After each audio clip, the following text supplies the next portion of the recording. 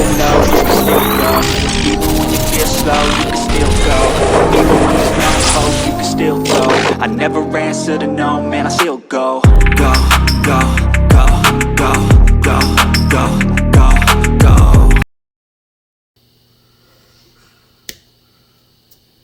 Brian Giles, and this is BrianGilesMTG. Final thoughts. This is video number 2, and today we're going to talk about my final thoughts on the series of Ahsoka.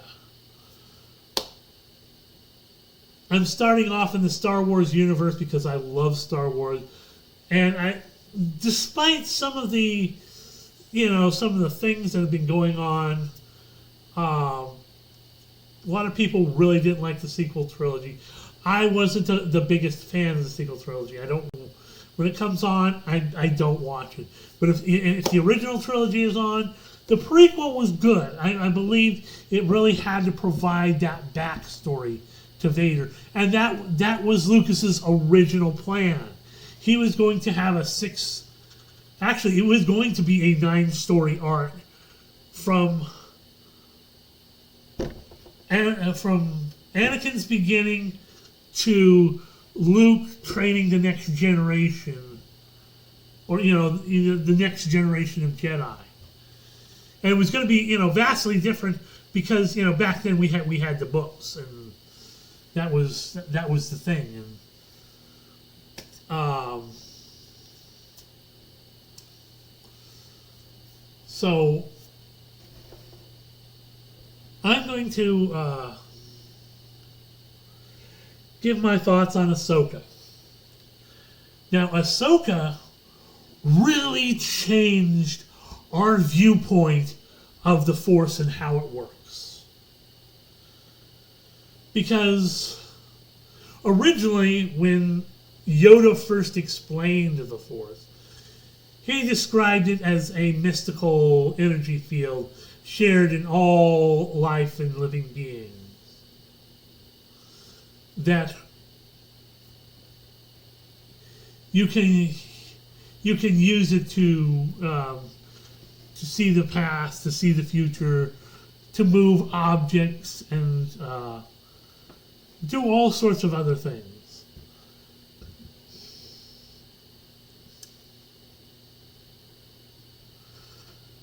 Now, Luke was impatient and reckless, much like his father. Much like how Anakin was. But, Yoda had the guiding force of being able to calm and, find the center and peace within yourself.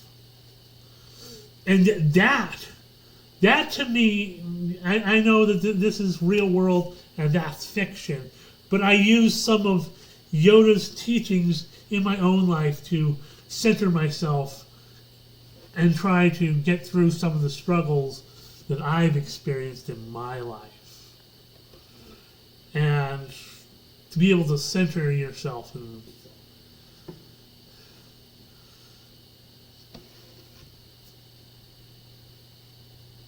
so with Ahsoka, it starts off, and like I said, we changed the way we thought about the Force. Now, as a preference to Ahsoka,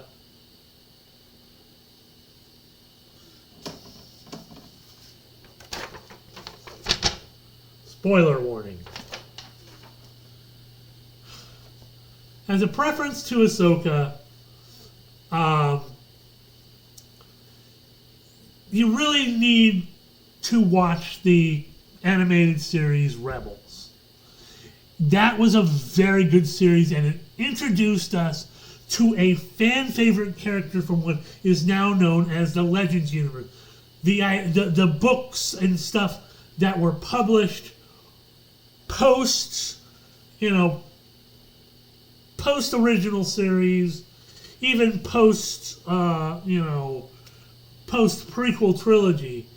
But this is back before even the prequel trilogy came out, was Timothy Zahn's, Thrawn trilogy.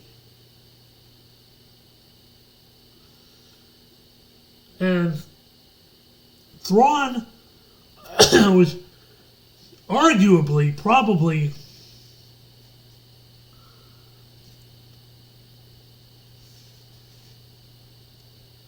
I'd say up, number one, number two, up there with Palpatine. Palpatine played the long game. He became overconfident in his own plan, and that was his downfall. But Thrawn was like the master strategist, and nobody ever truly beat him. They had to, in the end of Rebels, they had to exile him, and that's where Ahsoka comes in. Is because Ezra Bridger, through the Force, was able to communicate with the Purgles and take Thrawn's fleet, and what's left was just his one ship, the Chimera, and basically exile them to another galaxy.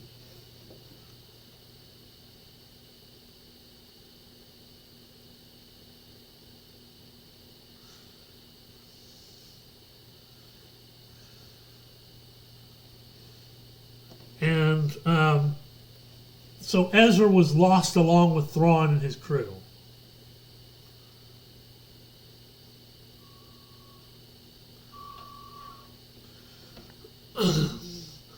And that kind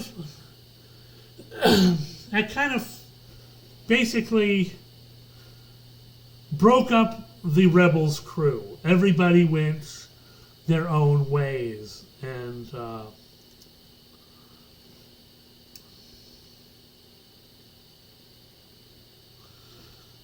Garazeb and Callus went off to do their thing with Zeb's people, and Zeb eventually came back and started training recruits. We find that out later in the Ahsoka series. Hera became basically the head general.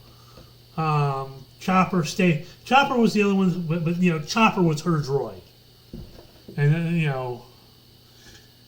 if you've ever seen the series of things called videos on YouTube called Chop Talk, it basically translates Chopper's voice. Although in the Ahsoka series, you could his droid talk was a little bit more almost verbal. Of course, he's learned how to make his speech sound somewhat intelligible, because Zeb could never understand him. I think that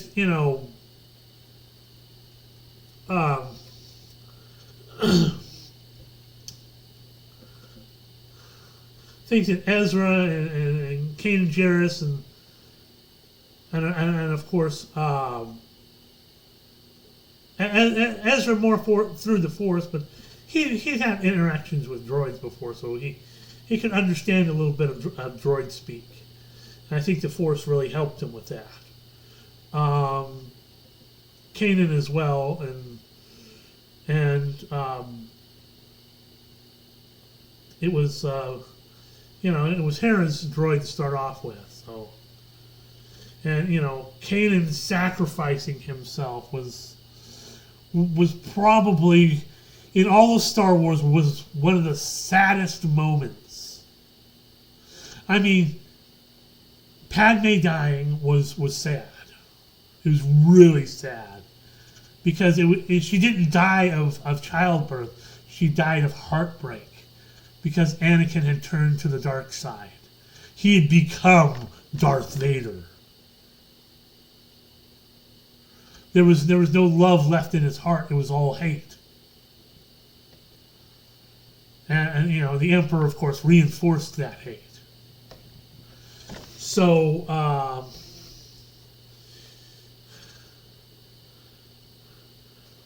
all this coming together is that, that Sabine, who was basically kind of joined their crew as a kind of like she was kind of a rogue Mandalorian.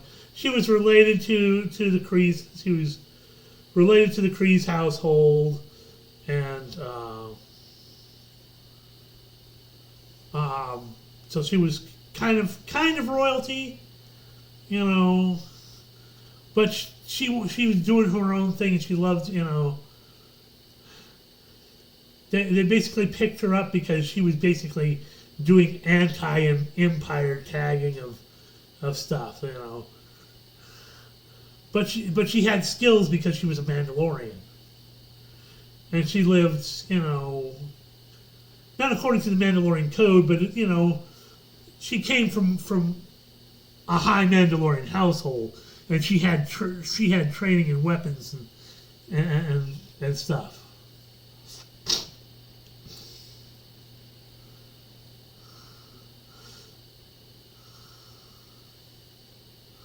So, and when she came across the Darksaber,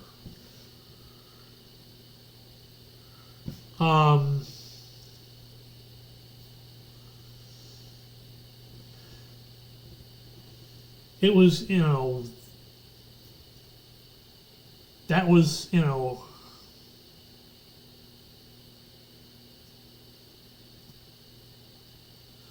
she won it from Maul. Maul took took over the planet after he killed the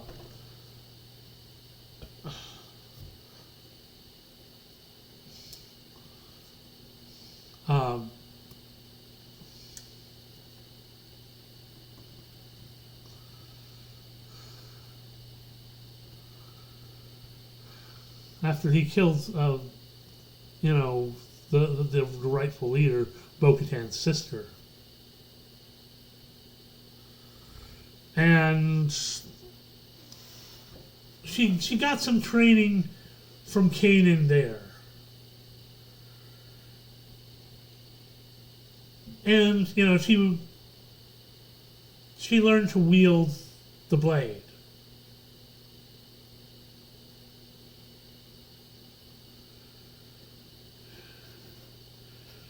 So she has some things.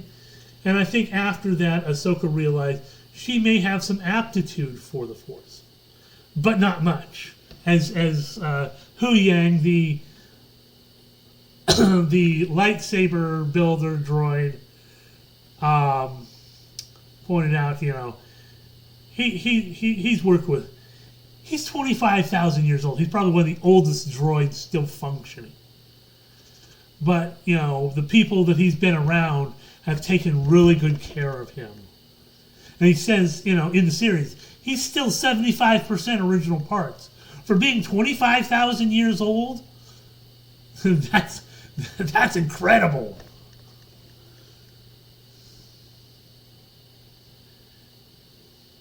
And we see that, when he fights the HK droids, he's no slouch. Even unarmed. He is no slouch. HKs are designed to kill people. They're designed to destroy things. And he stood toe to toe with them, but they're newer droids, and they're so he had to do something a little drastic to get some help, because he knew he couldn't do it alone, not unarmed.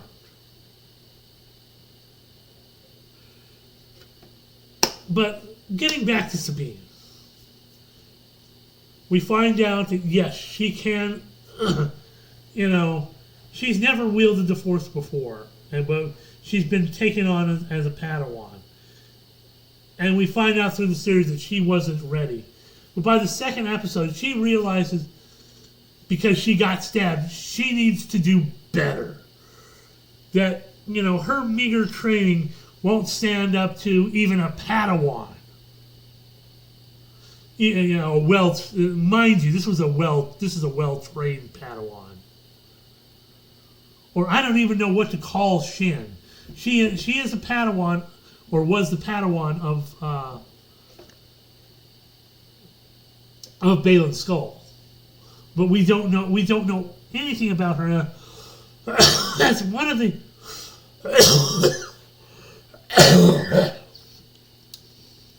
that's one of the things.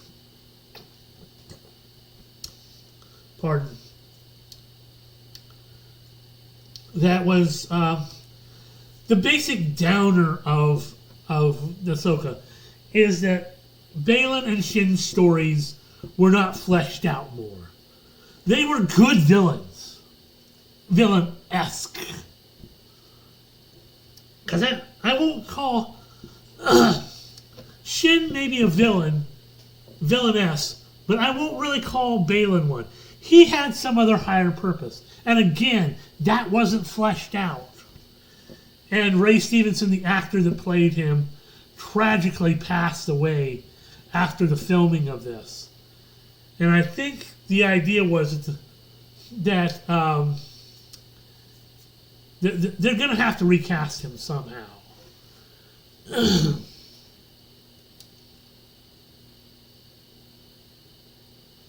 Because, but the thing is, he played the role so well. He had the role of he was a fallen Jedi. Wasn't quite a Sith, but not quite a Jedi either. And a lot of people throw around this Legends term of gray Jedi. And yeah, I think that was his purpose. That he saw the failings of the Jedi, but there was also, the teachings of the Sith that could be beneficial.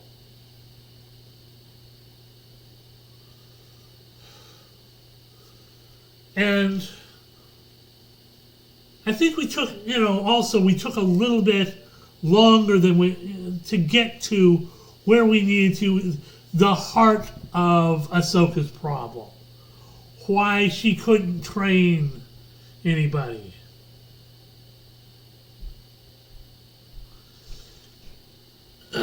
We didn't get that until she had her meeting in episode 5 with Anakin in the World Between Worlds.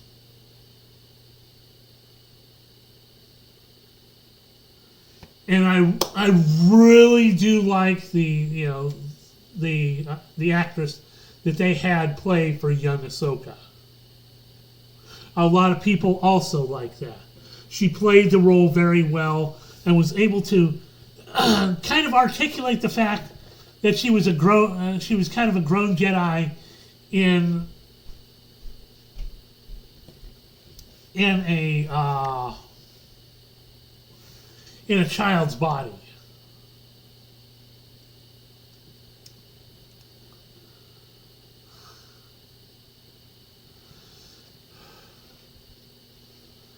She had to learn that it was okay to accept failure, to accept emotions,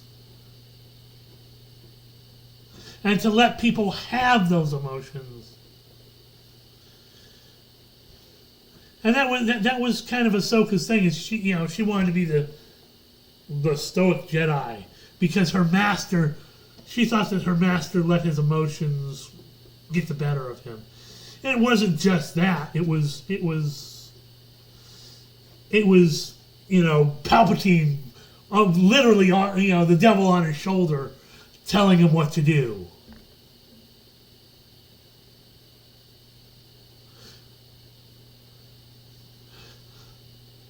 Yes, Anakin let his emotions get the better of him because of the fear of his mom. He didn't save his mom. And that was what his dream was, and his dream was just shattered. His mom was dead, and the people that had captured him were there. And he had no he had no center to center himself.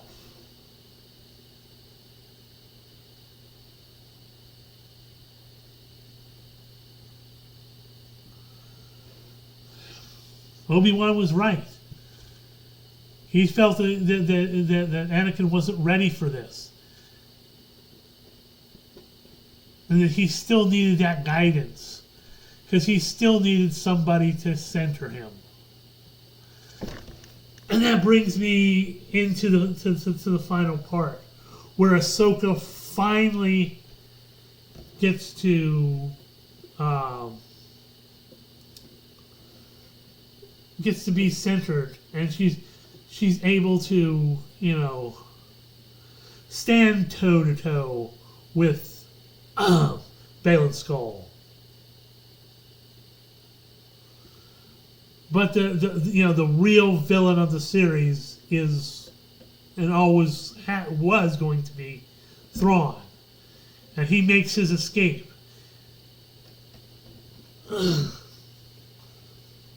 Because he knows that you can't fight against time.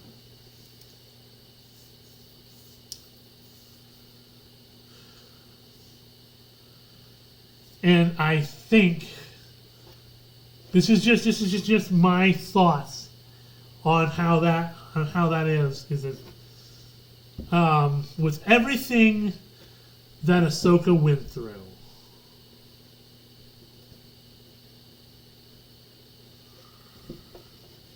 that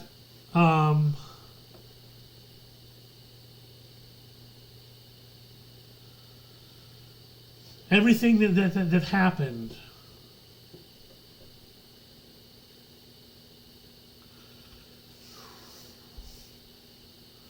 everything that Ahsoka went through,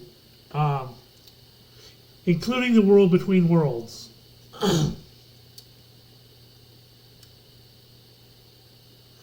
that's going to be the key to getting them back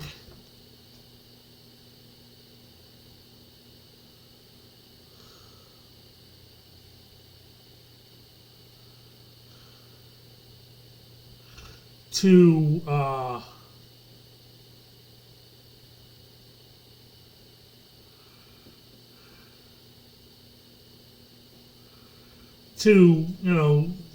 the normal galaxy.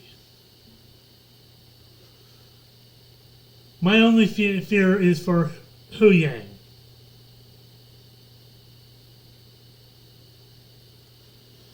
Because he's not a Jedi. He may have some lightsaber training. But I don't know if he can use the Force. He's not really a living being.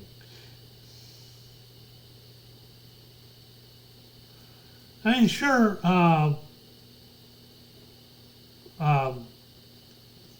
Grievous could use the Force. And it was said that even R5 could use the Force.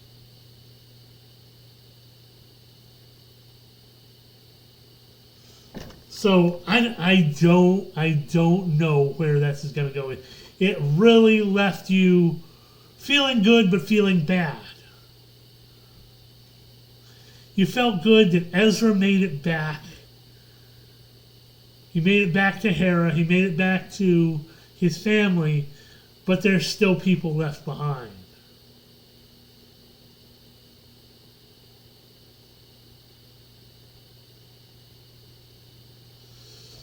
So, I don't know where this is gonna lead. Ahsoka was really good. The only other part that I have, I mean, Morgan Elsbeth was a good adversary, a good villainess that they had. Her story was really kind of explained and fleshed out. That she was, she's a Night Sister, and that the Night Sisters originated in this other galaxy, and they were the first to learn to ride the Purgles, and travel between galaxies. And, she became a full Night Sister, and of course, Ahsoka was able to kill her, but that she knew that was just going to be she knew she was going to die. She knew she couldn't stand up to Ahsoka. Ahsoka's a fully trained Jedi, and even the Night Sisters fell because of one Jedi, or not. Well, in this case, it was a Sith Lord, Darth Tyrannus, also known as Count Dooku, because he had the entire Night Sister civilization destroyed, except for Morgan Elsbeth and Merrin. Merrin was, not a lot of people know about Merrin. It's from the games and stuff, from Jedi Fallen Order and whatnot, Jedi Survivor, which makes those canon. But that was kind of made canon in the book of Boba Fett, when the BD droid was in the workshop there. We don't know if that's actually BD-1 and how he came to be there and what happened in his story, why he's there. And maybe that'll be explained. Maybe that we'll find out what happened to Cal Kestis. And I really believe that, Luke's story with the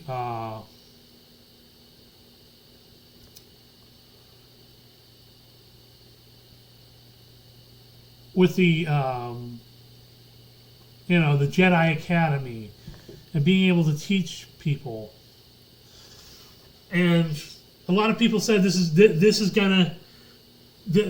new quote unquote Mandoverse is gonna change everything about the sequel trilogy. Maybe it will, maybe it won't. We'll see what happens. But they stuck the landing. They got Ezra home, which was what they set out to do, but they got stuck there in the meantime. Although Anakin is watching over them in a Force Ghost form in a whole different galaxy. And the only bad part is we didn't find out about what Baylan's purpose was. Shin, we see what Shin's purpose was. She wants to lead. She wants power, unimaginable power. It's not Shin's idea of power and Baylan's idea of power are two separate things. Shin believes that power is power in leadership, power and strength, and that's why she goes to the nomadic raiders and wants to lead them. Well, Baylan goes off to, and if you paid attention to the Clone Wars, which is another good preference to watch before watching Ahsoka. And yeah, I have watched at least reaction videos of the Clone Wars all the way back. I watched through the entire series of the Clone Wars, the entire Rebels. I even watched the Tarantosky 2D miniseries, Clone Wars, which was, the writing on that was really good.